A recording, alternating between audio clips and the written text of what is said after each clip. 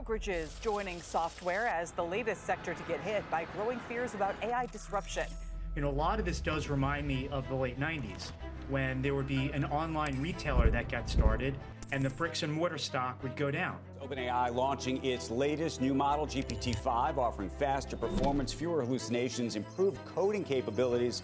Now, why did you decide to invest $1 billion in OpenAI? Extremely impressed with the progress that Sam and OpenAI have made. It is the most extraordinary thing, Bill, that a normal dishwasher busboy could grow up to be this. Let's face it, AI is now everywhere. You can't avoid it. Everybody's talking about it. And it's not going anywhere anytime soon. But what exactly is it? Where did it come from? How will it change the future? Will it take away everyone's jobs? Will it take over society? Domesticate us? Turn us into animals? These are all the questions that keep me up at night. So out of curiosity, I dove into this world. And I've immersed myself into it for months to find the answers to all of these questions, to separate the truth from speculation and hype, and to see how we can navigate through this uncertain future that we can't seem to avoid. And trust me, it's a lot darker than I thought. But let's start from a place where things were a lot simpler. During the Second World War, Germany started off with the lead advantage. It was basically dominating the war. This was because by 1939, Hitler had transformed it into a revolutionary strategy called Blitzkrieg, or Lightning War, a strategy he spent 6 years unfolding. The more he gained power and control over the German nation, the idea was to promote the element of speed and surprise over the enemy forces before they could react to attack in time. How did the strategy work? They used airplanes to bomb enemy lines, communication systems to strategize, tanks smashed through defenses, breaking the front lines, and used motorized infantry to quickly occupy the territory. This method was so brutally effective that it could invade and conquer a nation in just a matter of weeks. To prove it, its first attempt would be on Poland. On the 1st of September in 1939, Germany would hit hard with the Blitzkrieg tactic. In only 5 weeks, Poland was taken over, and later France would be defeated in just 6 weeks. These inciting events are what provoked an all-out global war between the Allied and the Axis powers. And in that same year, Germany had conquered Denmark, Belgium, Norway, the Netherlands, and Luxembourg. And for the longest time, it had the advantage. But why was that? One of its powerful tools that dominated the war was called the Enigma machine. A complex machine that looked like a typewriter. When you pressed a letter, the machine would indicate a different letter. For example, the letter A might show the letter M, but the next time you typed the letter A, it showed the letter Z. This made the Enigma codes nearly impossible to crack, which made Germany to believe that it was unstoppable. And they had reason to believe that. It was the reason behind their initial success. They used math, engineering, and logic in warfare. The Germans used the Enigma in every branch of their military, from battlefield commands to U-boat positions to supply routes and invasion plans. All of their communication was hidden and transmitted through Morse code that the Allies couldn't understand. They would hear them, but it didn't make any sense. Because of this Enigma machine, the German army was truly ahead of its time. That was until Alan Turing came into the picture. Alan was considered to be a quiet British genius during the war, but no one would consider how he would change the course of history and technology forever. Born in 1912 in Maidaville, London, his mother, Ethel Turing, came from a family of engineers. This created a spark within Alan. From an early age, he showed signs of a deep, analytical, and unconventional mind, having taught himself how to read at the age of 3 and conduct small chemistry experiments at home. Despite being so smart, it didn't mean he didn't face any personal challenges like any other kid. In school, his teachers praised obedience and robotic learning, not curiosity nor independent thinking, which gave him a hard time when it came to being appreciated. He was often dismissed and discarded, not just by his teachers, but by everyone, which later made him socially awkward and withdrawn. But fortunately, at the age of 13, he would make his one and only friend, Christopher Morcom. Alan and Christopher both shared a deep passion for science. They had a close intellectual bond, where they shared endless discussions about Einstein's theories. They would spend so much time together, which intensified their bond. Christopher inspired Alan not to see science as knowledge, but as a kind of beauty. Alan would express in some of the letters he would write to him how he gave him a taste of logic and precision, qualities that would later define his mathematical genius. But unfortunately, this wouldn't be for long. as Christopher would later die from tuberculosis at the gentle age of 18 in 1930, a tragedy that would deeply affect Alan's life, that he wouldn't be able to recover from. That unresolved pain caused him to pursue science and math even further. In 1936, he would publish a paper that would change the history of science. It was a paper on computable numbers. In it, he described a device that would later be called the Turing machine, that could compute anything given enough time and memory. This defined the limits of what machines could do, which created the foundation of modern computer science. Alan envisioned the computer that we use today even before it existed. People underestimate how smart this guy was. When war broke out in 1939, Alan was recruited to join the British government's top-secret codebreaker center, and the reason why he was there was to crack the German super weapon, the Enigma code. He would do this by building a machine called Bomb, a device that had to contend with about 150 quintillion of its possible combinations. In just a few years, Alan was able to decode thousands of daily German messages, from U-boat positions in the Atlantic to battle plans across Europe and North Africa. Because of Alan's abilities, the war was shortened by 2 to 4 years, saving an estimate of 14 million lives. He was indeed the first pioneer of AI, but unfortunately, that's not how everyone saw it. By 1952, despite being a war hero, Alan would be prosecuted for homosexuality, which was illegal in the UK at the time. They would convict him of what they would call gross indecency, and would be given a choice between chemical castration or poison. He would choose the former. He was given hormone treatment that would cause physical and emotional distress, and on June 7th, 1954, he would be found dead in his home from what's likely to be believed as suicide from cyanide poisoning that came from a half-eaten apple. The man who was considered the founding father of computer science, and one of the first to drive the AI machine forward, was gone by the age of 41. And for a long time, AI had slipped out of the conversation. Until... Sora, this is the image and video generator. I asked Sora this: what will it look like when you share some shocking revelations here at TED? You want to see how it imagined it? You know? I mean, not bad, right? How would you grade that? 5 fingers on all hands. Very close to what I'm wearing, you know? It's good. In 2022, AI exploded. Everyone was talking about it. That was because in just 5 days, a company called OpenAI had hit 1 million users. And by the start of 2023, only a month after, it became the fastest growing app in history, racking in about 100 million users. It surely was the talk of the town, with it having about 800 million users every week as of this recording. Sam, of course, is the co-founder and CEO of OpenAI.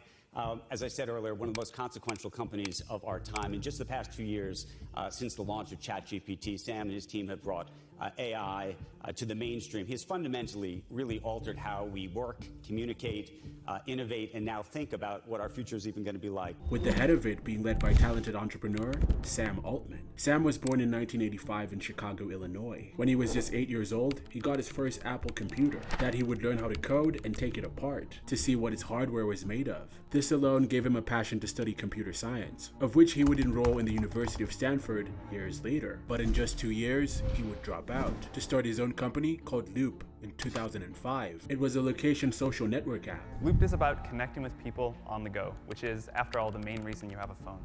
We show you where people are, what they're doing, and what cool places are around you.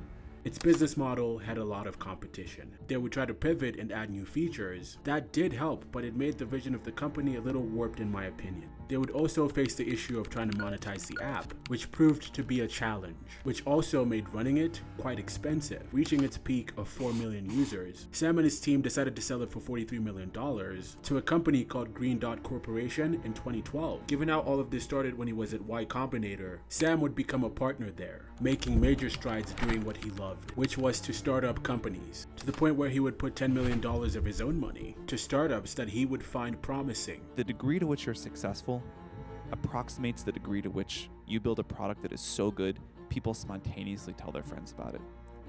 Startups always ask us for the secret to success. They always want to believe it's something other than this, because this is really hard to do. But this is it.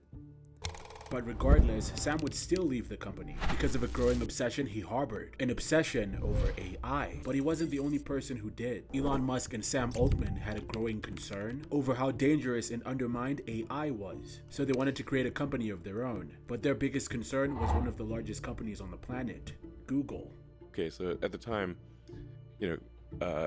Google had acquired DeepMind. They had probably 2/3 of all AI research, probably 2/3 of all the AI researchers in the world. They had basically infinite money and compute. And the guy in charge, Larry Page, did not care about safety and even yelled at me. And called me a speciesist. When it came to developing AI, there's no denying that Google had the lead. So Sam and Elon needed a different approach, an approach that would rally people to their side. The vision was to ensure that artificial general intelligence benefits all of humanity. The company that would carry this banner would be OpenAI. This would be an open source company that would build AI safely, which means that they would share their work openly and publicly, all for free, without any means to seek profit, under the leadership of Sam Altman and the financial backing of Elon Musk, which was about $1 billion. Having launched and started operating in 2015, it all started running in Greg Brockman's apartment, who was a member of the team. They didn't have a clear strategy of how to pull this company off. They would experiment by creating AI models that would do simple tasks like play video games. And I'll point out, this is all a live demo. This is all generated by the AI as we speak, so I actually don't even know what we're going to see.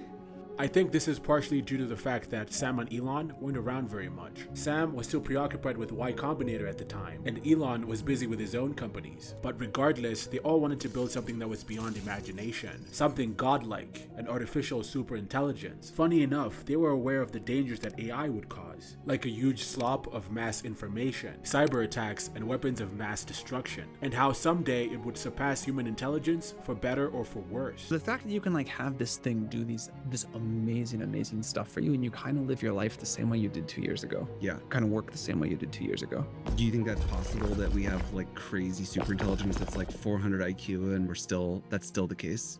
I totally think that's possible.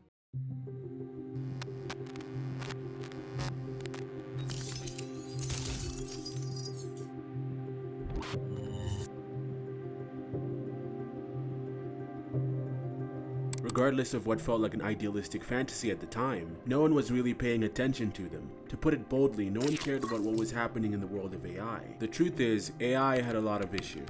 Its technology at the time was good at doing a very specific task, but it couldn't do much of anything else. It was general. If you wanted to do another task that's separate from the first one, you would have to create a whole nother program or prompt from scratch, which was time consuming. However, in 2017, a bunch of researchers from Google published a paper called "Attention is All You Need." It was a paper that was based on the transformation of language models and how they could be better. Initially, Google was the first company to ever make a breakthrough when it comes to the AI chatbots that we use today, but Google was hesitant to push it forward. A large corporation like that was scared of the risk involved, how it might ruin its reputation if something were to go wrong, and how it could take people's attention from its search-based feature, which was its main business. With OpenAI having nothing to lose, it didn't pull any of its punches. In 2018, they would create their first language model called GPT-1. It was OpenAI's first attempt to train a large neural network to be able to predict the next word in a sentence that came from massive text data. Instead of performing a narrow applied task, it would learn language and grammar on its own, the idea that Google talked about. In their 2017 paper, Transformer Architecture, GPT-2 was the second generation of OpenAI's generative language model that came out in 2019, and this was when the world started to notice a little. GPT-2 showed that AI could write coherent essays, as well as fake news articles, computer code, and conversations that were indistinguishable from a person. What impressed me the most was how it could now answer factual questions in this point in the game. Its training data came from the internet, as opposed to the first model that came from books. AI has progressed, I think, so much more than people are aware of. For most of the world, they're still just using ChatGPT.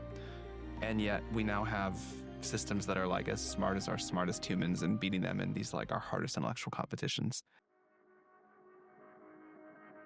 The founders noticed how dangerous AI was becoming and how it could potentially be used for malicious intent, so they came to the decision to make it a closed source. And all the more, they were burning billions of dollars in research to improve their technology in order to reach AGI while operating without profit. This caused an internal conflict between Sam and Elon. Many people believe that Elon had the intentions of merging the company with Tesla and take over its governance, which kinda meant ousting Sam. Elon had confidence that this would work, given how the company depended on his investment of $1 billion and possibly more down the line. To his surprise, the people on the board refused. So Elon left the company with his offer, and Sam and his team were left stranded. These events pushed them in a corner that forced them to go for profit. To help raise funding, forsaking their ideals was necessary because in just 3 years later, OpenAI would have their biggest breakthrough yet. I have never seen growth in any company, one that I've been involved with or not, like this, like the growth of ChatGPT. It's really fun. I feel like deeply honored, but it is crazy to live through, and our teams are exhausted and stressed, and we're trying to keep things up. This was the next step when it came to their technology, and they were going at it without Elon. With Sam stepping up as the official CEO and the face of the company, they wanted to showcase what they had been up to the public, so they released a chatbot demo. They didn't make a big deal out of it. Sam just left a tweet that read, "Today we launched ChatGPT. Try talking with it." And in just 5 days, the app went viral. The internet exploded. Everybody was talking about it. And it made so much sense why. You could ask the chatbot anything, and it would come up with really smart, informative, and helpful answers. It could learn from you in real time and tailor to your style of thinking and behavior. It was good at adapting to your personality. It felt like more than just an AI assistant. It felt like a friend. Has there been a scary moment when you've seen something internally and thought, uh-oh, we need to pay attention to this? There have been like moments of awe, and I think with that is always like, how far is this going to go? What is this going to be? 2 months after its launch, it gained an impressive feat of 100 million users, something that took Facebook 4.5 years to do. Sam would stand to resemble the icon that Alan Turing was, by making OpenAI one of the fastest growing companies in history. This piqued a lot of interest from investors. Companies like Microsoft would throw in $10 billion. This is the initial spark that would start the AI arms race. All the major companies in the world would start to push AI forward. This arms race is what made Nvidia filthy rich, being the highest grossing company in 2025, beating all-time Hall of Famers like Apple. Is it doing things now that surprise you? We're hoping that it does things that surprise us. That's the whole point. In some areas like drug discovery, designing better materials that are lighter, stronger, we need artificial intelligence to help us explore the universe in places that we could have never done ourselves. But where did this company even come from? Let's go back to 1993. Inside a Denny's diner, there was a meeting that was held by 3 engineers. These engineers went by Jensen Huang, Chris Melikowski, and Curtis Prim. While they were enjoying their dinner, they complained about computers and how slow they were at the time. That was because they all loved video games. They had the idea of making 3D games better, to make them as realistic as possible. And how were they going to do this? By creating better performing computer chips. And this is how Nvidia was born. Although they struggled at the beginning to compete against their all-time rivals, Intel and AMD, they became a household name when they invented the world's first GPU that was called GeForce. This wasn't just faster graphics, it was revolutionary. For the first time ever, PC could now compete with consoles like Xbox and PlayStation. The first great decision was the first killer app was going to be 3D graphics.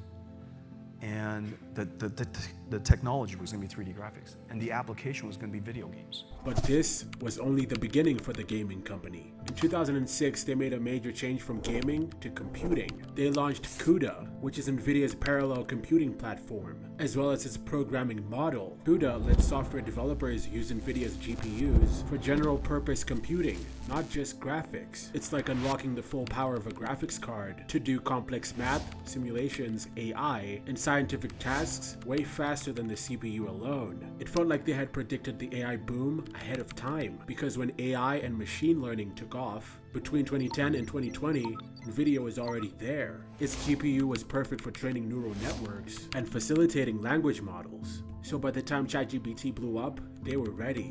They were prepared. As big companies like Google and Tesla needed Nvidia to power their AI chips. And by 2020, Nvidia wasn't just an underdog. It was a company that fueled the AI boom, later becoming the richest company in the world. It is the most extraordinary thing, Bill, that a normal dishwasher busboy could grow up to be this.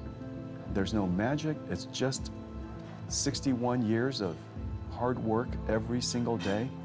I don't think there's anything more than that.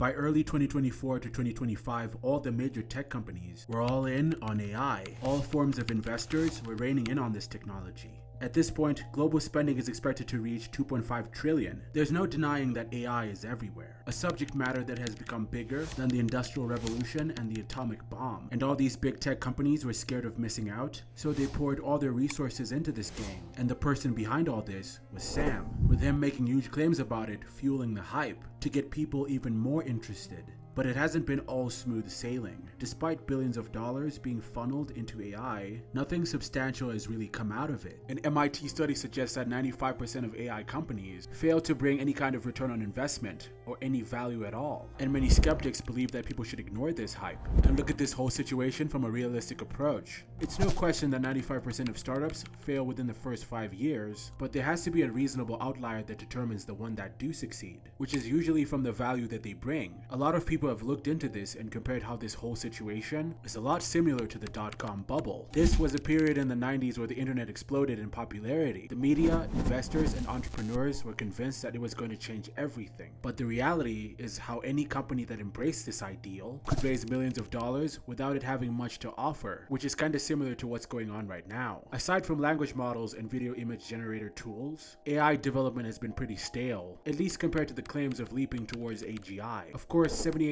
of all companies around the world use AI for at least one business function, but it's not enough to justify the hype. It's not revolutionary enough to change the world, at least not yet. It's supposed to be this machine that surpasses human intelligence in each and every way, something that solves humanity's long-standing structural problems like science, medicine, and education, and yet it's still nowhere near that, despite hundreds of billions of dollars being poured in every year. People slow things down all the time because the technology is not ready, because something's not safe enough, because something doesn't work. What my concern was with all this is that most of the major companies like Oracle, AMD, Nvidia, and OpenAI are all circulating this money around by offering services to each other. Yet things didn't get any better when Sam, the face of the AI revolution, got fired by OpenAI, while he was simultaneously getting sued by Elon Musk for selling out the company's values. OpenAI was supposed to be an open source, non-profit company that was meant to push AI forward, and yet they were trading around billions of dollars with all these profit-driven companies, leading to what most people believe caused the AI bubble to begin with. Thankfully, Sam was reinstated as CEO back at OpenAI, and his public feud with Elon seems to have subsided, but the question on everyone's mind remained. Could this whole thing end up like the dot-com bubble? And the answer to that question is yes. OpenAI doesn't expect to make a profit, at least until 2029, which means it'll be pouring billions of dollars until then. Will there be some improvement and innovations? Absolutely,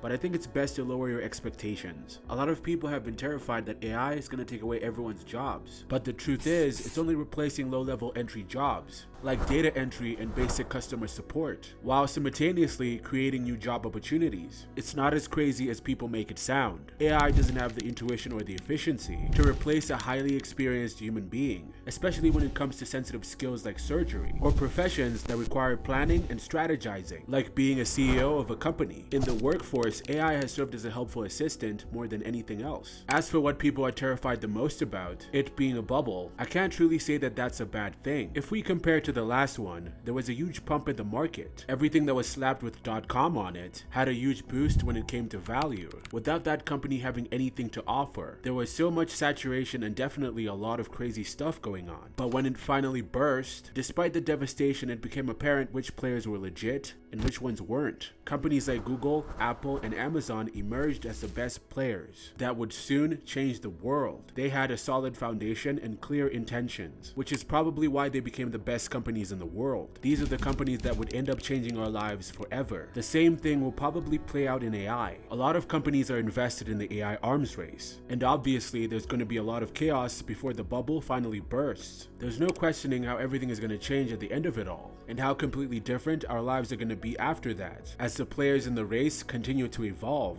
But for the casualties that will happen beforehand, I can't really say how bad they're going to be. Sam Altman has been indefinitely the main character of this conversation. We can't speak about AI without him. He has made great strides in keeping his vision on AGI to come into fruition. It's only a matter of time until we'll be able to tell if he is able to live up to what Alan Turing stood as in the world of science. They will never grow up in a world where computers don't just kind of understand you and do for some definition of whatever you can imagine,